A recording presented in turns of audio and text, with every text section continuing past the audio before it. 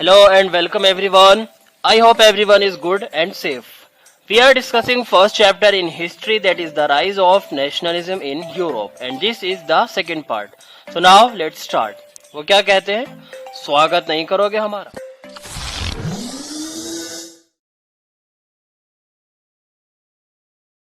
अगर हम इस चैप्टर के पिछले वीडियो यानी फर्स्ट पार्ट की बात करें तो उसमें हमने ये टॉपिक्स डिटेल में डिस्कस किए हैं. अगर आपने वो वीडियो मिस की है तो लिंक डिस्क्रिप्शन में है भैया, पहली फुर्सत में जाके वो वीडियो देखो. हम बढ़ते हैं आगे. हमारा नेक्स्ट टॉपिक है the making of nationalism in Europe. मतलब यूरोप में नेशनलिज्म नाम का ये पकवान किस तरह से पककर तैयार हुआ था. अब पकवान सुनकर किस किस के मुंह में पानी आ रहा है कमेंट सेक्शन में बता देना बाद में. अब अगर हम यूरोप के मिड 18th सेंचुरी के मैप का दीदार करें तो हमें वहां पर कोई भी नेशन या कोई भी स्टेट नजर नहीं आएगा. अब ज्यादा सर के बाल खुजाने की जरूरत नहीं है. क्यों नजर नहीं आएगा मैं दिखा दे रहा हूं, पिक्चर्स देख लो. बिना देखे यकीन आता नहीं है ना. देख लिया. आज जो जर्मनी, इटली और जो स्विट्जरलैंड अलग अलग नेशन और स्टेट दिखाई देते हैं वो पहले डच और कैंटन नाम के दो किंगडम्स में बटे हुए थे. इसके अलावा यूरोप के ईस्ट और सेंट्रल पार्ट में भी वही मोनार्क सिस्टम था.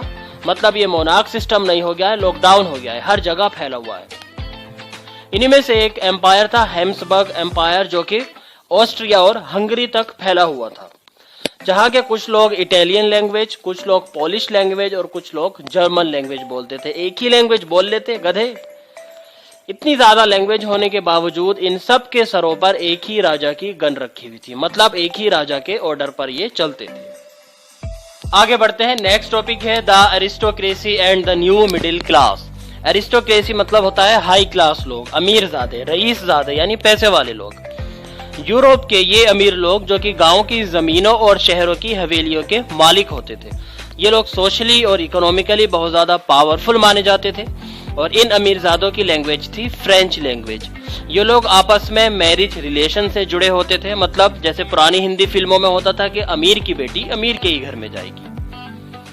इनकी पॉपुलेशन बहुत कम थी क्योंकि भाई पैसे वाले लोग ज्यादा नहीं होते. ज्यादातर वहां पर किसान थे जो कि इन अमीरजादों की जमीनों की देखभाल करते थे और उस पर खेती करते थे. सेंट्रल यूरोप में इंडस्ट्रियल प्रोडक्शन जब बढ़ने लगा, मतलब जब लोगों को मशीनों से बना हुआ काम, मशीनों से बनी हुई चीजें पसंद आने लगी, तो इंग्लैंड, फ्रांस और जर्मनी में इंडस्ट्रियलाइजेशन शुरू हुआ. मतलब ज्यादा से ज्यादा मशीनें लगाना शुरू हो गई. इसकी वजह से एक नया सोशल ग्रुप बनने लगा जिसको मिडिल क्लास कहते हैं. और इस मिडिल क्लास में इंडस्ट्रियलिस्ट होते थे, बिजनेसमैन होते थे, टीचर्स, वर्कर्स और डॉक्टर्स होते थे. धीरे धीरे जब ये मिडिल क्लास ग्रुप बड़ा होने लगा, इसमें ज्यादा से ज्यादा लोग शामिल होने लगे, तो धीरे धीरे इसी ग्रुप के लोगों ने मोनार्क सिस्टम के खिलाफ आवाज उठाना शुरू कर दी. मतलब जिस थाली में खाया उसी में छेद करना शुरू कर दिया. आगे बढ़ते हैं. नेक्स्ट टॉपिक है what did liberal nationalism stand for, means in which field this radish grows. मतलब ये किस खेत की मूली है. लिबरलिज्म का मतलब होता है फ्रीडम यानी आजादी, और नेशनलिज्म का मतलब होता है देशभक्ति. तो लिबरल नेशनलिज्म का मतलब हुआ आजाद देशभक्ति. लिबरलिज्म दो तरह का होता है. एक होता है पॉलिटिकल लिबरलिज्म, जिसका मतलब होता है इक्वेलिटी यानी कानून की नजर में सब भाई लोग बराबर. दूसरा होता है इकोनॉमिक लिबरलिज्म, यानी सामान को खरीदने में, बेचने में, मार्केट में गवर्नमेंट का कोई इंटरफेयर ना हो, सब लोग आजाद हो. लेकिन 1833 में ये सिस्टम ऐसा नहीं था. वहां 39 स्टेट्स थे और हर स्टेट की एक अलग करेंसी और एक अलग मेजरमेंट सिस्टम था. 1833 में अगर किसी मर्चेंट को हैम्बर्ग से न्यूरेमबर्ग जाकर अपना सामान बेचना होता था तो रास्ते में उसको 11 कस्टम बैरियर्स पड़ते थे. मतलब 11 जगह गरीब को टैक्स देना पड़ता था और हर जगह 5% टैक्स था. मतलब 11 5 जा 55. तो उस गरीब के पास सोचो बचता क्या होगा, सब तो टैक्स में ही चला जाता था. लेकिन 1834 में एक ज़ोल्वेरिन नाम की यूनियन बनी जिसने सभी 39 करेंसी को खत्म करके 2 करेंसीज बनाई, 2 करेंसी बनाई और सारे टैक्सेस को खत्म कर दिया, जिससे बिजनेस बढ़ना शुरू हुआ. साथ ही साथ लोगों में नेशनलिज्म यानी देशभक्ति की भावना भी जागना शुरू हो गई. आगे बढ़ते हैं. नेक्स्ट टॉपिक है a new conservatism in 1815. Conservatism का मतलब होता है पुरानी सोच वाले लोग यानी रूढ़िवादी लोग. जमाना कितना ही मॉडर्न हो जाए, कितना ही बदल जाए, लेकिन इनकी सोच नहीं बदलती. These people are like dogs tail. समझ गए होंगे आप लोग. नेपोलियन ने इतने साल जो इन लोगों को एक सीधा करने की कोशिश की थी, नेपोलियन के जाते ये लोग फिर से दुम की तरह टेढ़े हो गए। मतलब इन लोगों ने फिर से मोनार्क सिस्टम और सोशल डिस्क्रिमिनेशन यानी भेदभाव फैलाना शुरू कर दिया। लेकिन इनमें कुछ लोग ऐसे भी थे जो कहीं ना कहीं ये मानते थे कि नेपोलियन ने जो जो सुधार किए थे वही सुधार एक मॉडर्न और एक पावरफुल सोसाइटी बनाने में मददगार साबित होंगे। 1815 में वियना में एक मीटिंग बुलाई गई जिसमें ये डिसाइड किया गया कि नेपोलियन के सारे कामों को खत्म कर दिया जाएगा। उसने जो जो चेंजेस किए थे सबको खत्म कर दिया जाएगा। लेकिन 39 स्टेट का एक जो जर्मन ग्रुप था, वही 39 स्टेट्स जिसकी अभी पीछे हमने बात की थी, उस ग्रुप को उन्होंने वैसी का वैसे ही रहने दिया।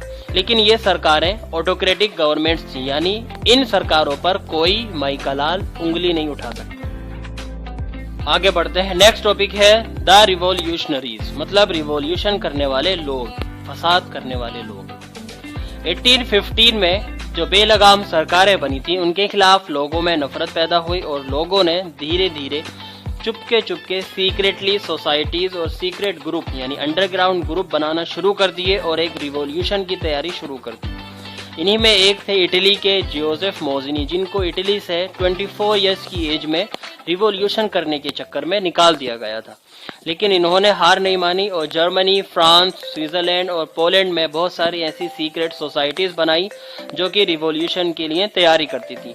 मेटरनिख ने इस बंदे को अपने सोशल सिस्टम का सबसे बड़ा दुश्मन बताया था, क्योंकि ये जहां भी जाते थे लोगों को जमा करके सरकार के खिलाफ भड़काना शुरू कर देते थे। इन अंडरग्राउंड सोसाइटीज और ग्रुप्स ने कंजर्वेटिव सरकारों को डराना शुरू कर दिया और लोग ज्यादा से ज्यादा पॉपुलेशन में इस सिस्टम से जुड़ने लगे और सरकार के खिलाफ खड़े होने लगे।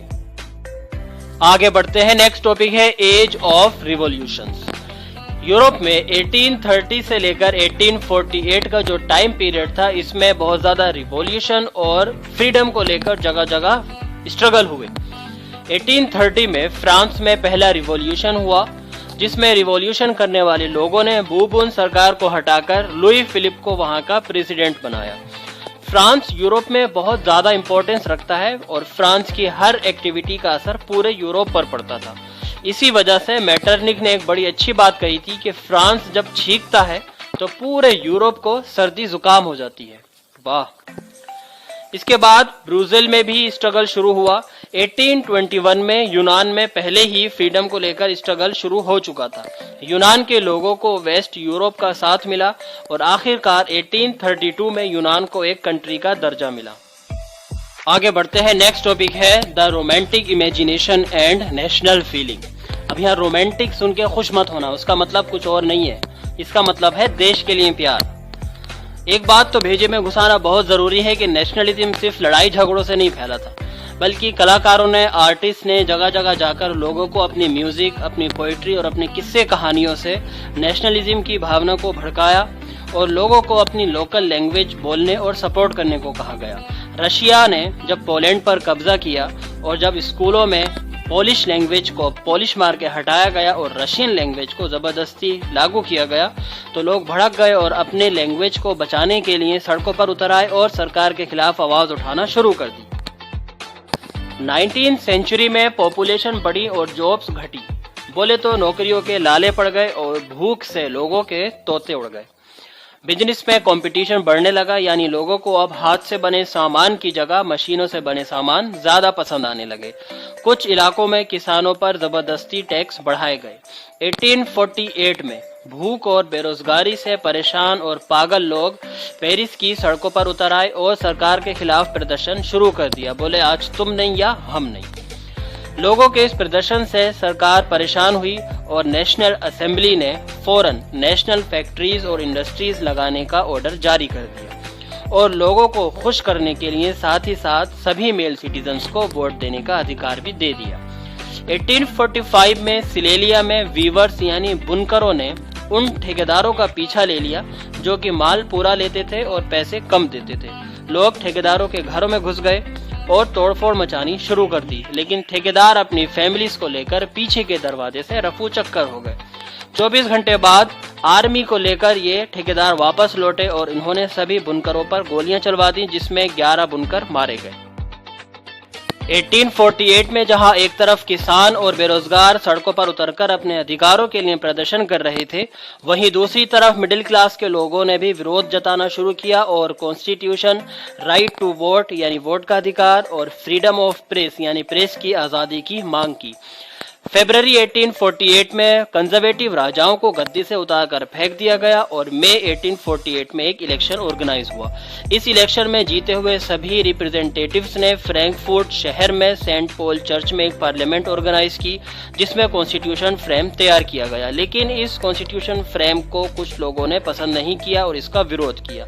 जब ये विरोध बढ़ने लगा तो आर्मी बुलाई गई और असेंबली को भंग कर दिया गया।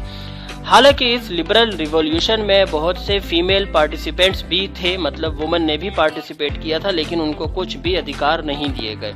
उनसे कहा गया कि आप पार्लियामेंट में आए और पार्लियामेंट की पूरी कार्यवाही को चुपचाप बैठकर देखें। House sad.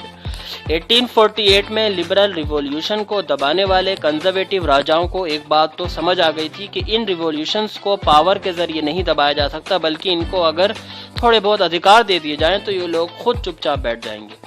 1848 के बाद चेंजेस आना शुरू हुए, बंधुआ मजदूरी खत्म हुई और किसानों को उनके अधिकार मिलना शुरू हुए। धीरे धीरे लोगों को उनके अधिकार मिलना भी शुरू हो गए। यहाँ मुझे भी एक अधिकार मिल गया है कि अब मैं इस डिस्कशन को यहीं रोकूं, बाकी के टॉपिक्स हम नेक्स्ट वीडियो में डिस्कस करेंगे। और आप परेशान ना हो, आप लोगों को दो अधिकार मिलते हैं। एक ये कि अगर आपको वीडियो समझ आई हो, अच्छी लगी हो, आपको एंटरटेन किया हो तो आप वीडियो को अपने फ्रेंड्स के साथ शेयर करें। और एक अधिकार ये मिला है कि अगर आप चैनल पर नए हैं तो आप चैनल को सब्सक्राइब करें। कर दो यार, थोड़ी खुशी मिलती है, ताकि दूसरी वीडियो और ज़्यादा अच्छे से बना सके और आपको अच्छा मटेरियल दे सके। तो मिलते हैं नेक्स्ट वीडियो में, तब तक के लिए टेक केयर, गुड बाय।